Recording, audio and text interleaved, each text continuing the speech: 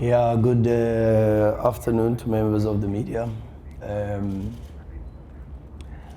No, it's too early to tell. There's a few concerns with the flu and one or two niggling injuries, but we'll give it up until the last minute to make decisions because they are very important players for us. Well, there's no other time. You've got to play the final. You got yourself into this position, and I think the most important thing for us is to play the final. And so yeah, I don't think there's a better time, Benji. I think we have to play, we have to do what we have to do and get the job done. It's a cup final, a completely different competition, and we just want to make sure that we win the trophy and finish, as you say, finish the season on a high. That's what this group deserves, and hopefully we can do that on Saturday. No. Actually, I was very excited that we had some training time. I haven't had training time with these players, and I enjoyed the last two training sessions. The quality, the intensity, the energy. We trained like a team that's just lost a football match, and I was very happy with the reaction, and especially because, as you say, we hardly have my training sessions this year have been 10 minutes, and I've had a stopwatch, but my stopwatch is not it's a countdown, so it counts down from 10 minutes. And then it beeps immediately at the end of 10 minutes. It beeps, and I'm not allowed to go further than that. This week, I've been able to see the players do different things.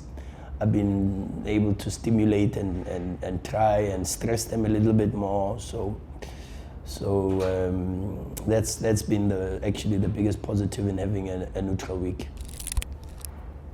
I think it's just the magnitude of the clubs. I think it's two big clubs for sure, and I think the profile of the players, when you have 11 good players on one side and 11 very good players on the other side, you're bound to have a good match.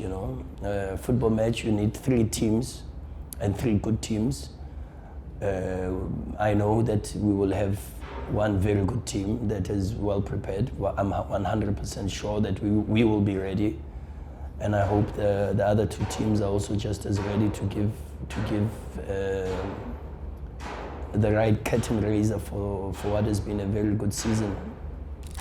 No, I think I can't. It's so far back that I can't remember. The only thing I remember is getting attacked by a Sundowns supporter. That I will never forget. But I've moved on from that. It's something that the gentleman that committed that attack, he must know that I've forgiven him, and that was one thing that I was raised and taught, that there are times where you forgive people even for the apologies that they've never expressed. And so that's just where I am.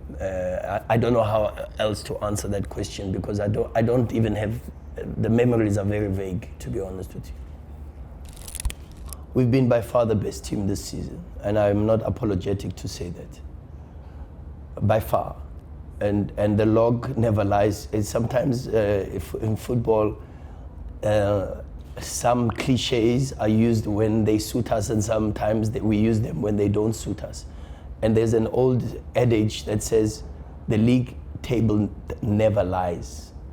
And so when you look at where we are in the league, how we played this season, and the number of games we went unbeaten, 29, something that's never been done ever before. Your perspective is not necessarily on what has happened in the immediate. What I can say in relation to that is something that I look at as a life principle myself. They say that heroes and villains have the same background story, and it involves pain, tribulations, trials. The difference is that heroes use the pain, the trials, the tribulations, and they use that to try to protect other people from experiencing the pain, that the same trials and the tribulations. Whereas villains use those pains and those moments of trials and tribulations to inflict further pain and trials and tribulations to other people. So we want to try to always be heroes. Heroes not only for our people, the Sundowns nation, but heroes for the South African public at large. This country is going through a lot of things. In fact, the whole world is going through a lot of things. But if people are able to look at us and say, even though they go through difficulties and trials and tribulations and difficult moments, they still are able to bounce back and try and give smiles on faces of the people that love and support them. And that's the perspective that I try to share with the players, and it's the mentality that we've tried to carry throughout the entire season.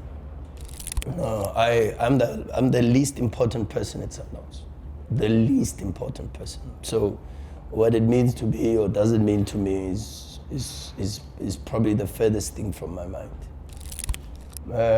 No, the games, it's difficult to compare. I've been fortunate to be involved in those type of games, but it would be very difficult to compare because I think the dynamics around both games are a little bit different, you know.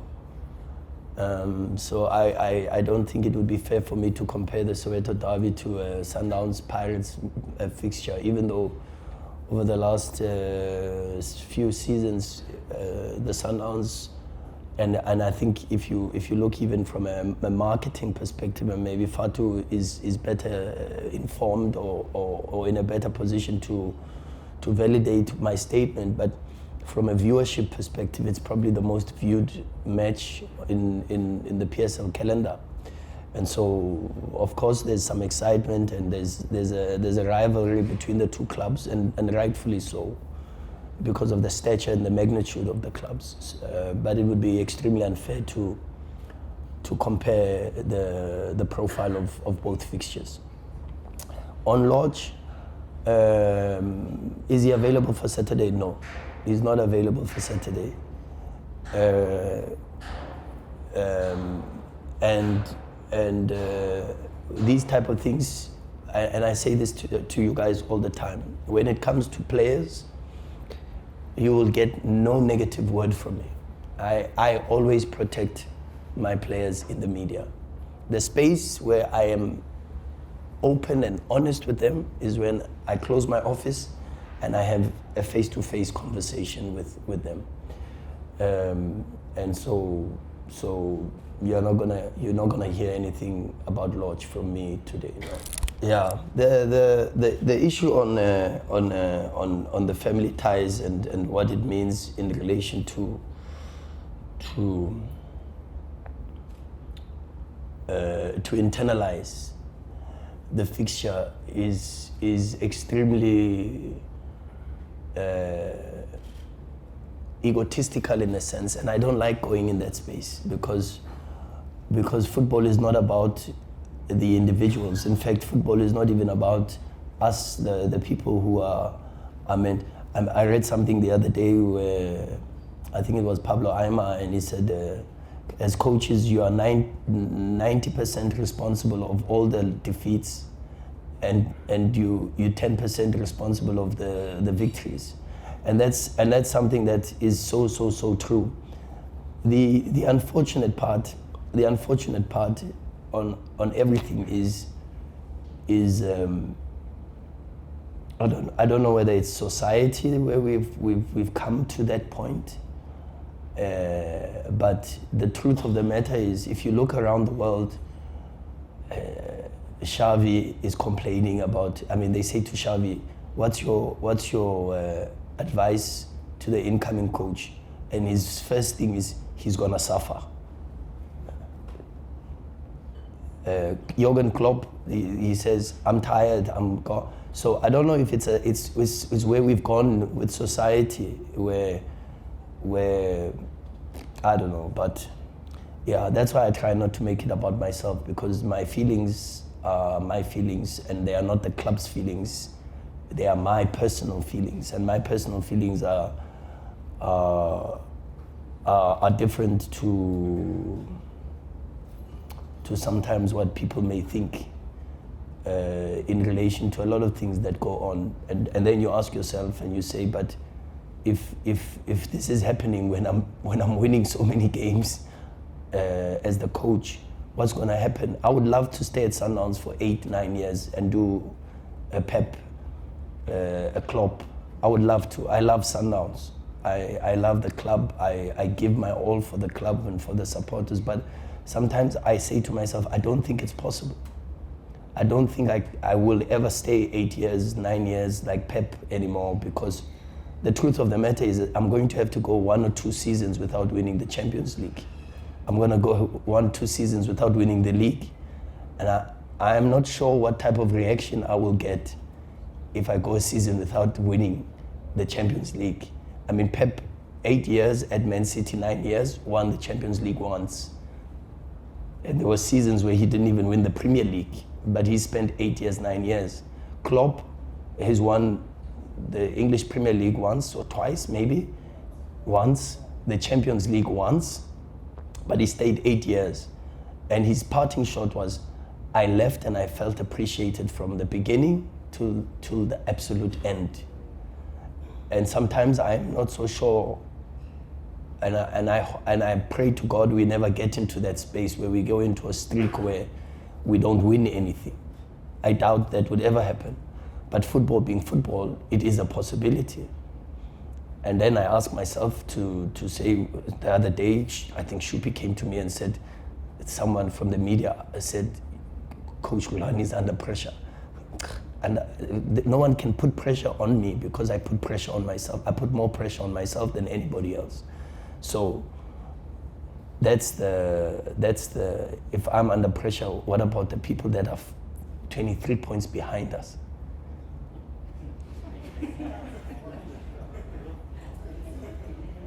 If my job, I'm under pressure with my job, what about the people who are 23 points behind us? No, I'm not being, I'm just generally, because I've heard this talk, I've heard this talk that I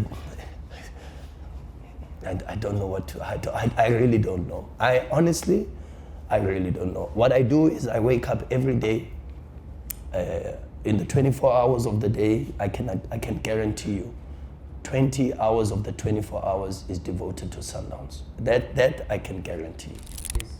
No, he's injured. Not internally suspended by the club or anything? No, he's injured, but he has been removed from the group, yes.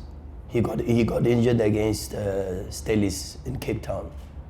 And he might have to undergo surgery. So, I mean, that's the last game of the season, so it might be that the season is done for him, unfortunately. I don't want to give names because there's a couple of very big concerns, and I don't want to. But there are a couple of very big concerns. But yeah, let's see. We've got 2 more days to try and work some magic there. Well, cup finals are like a completely different game, you know. The cup finals I've been involved in, it's minute details and things just sway one way to the other, and yeah, it's a different ball game completely. But you've just got to control what you can control and be as prepared as you possibly can, and perform to your best. You know, that's for every single minute of the 97 minutes or 120 or even with the penalties. You know, so I think that's just the mentality and the focus that we have. I've been invited to go with a friend to go to the Euros, yes, but I don't know if I will accept the invitation.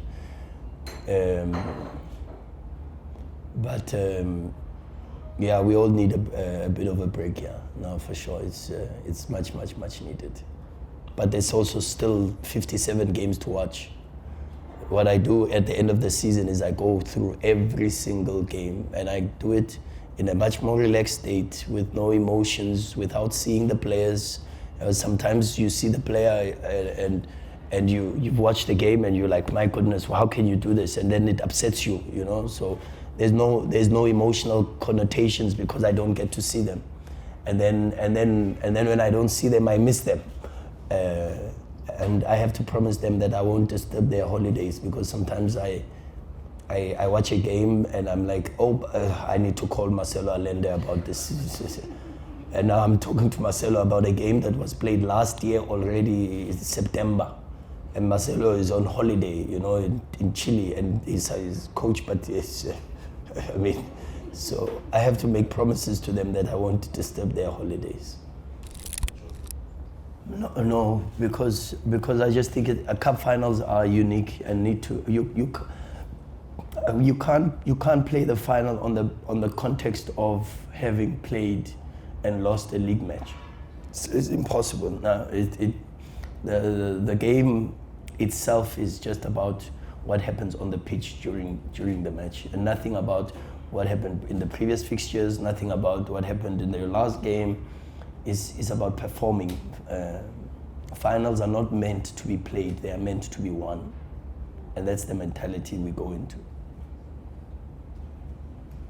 All right, thank you very much, Coach.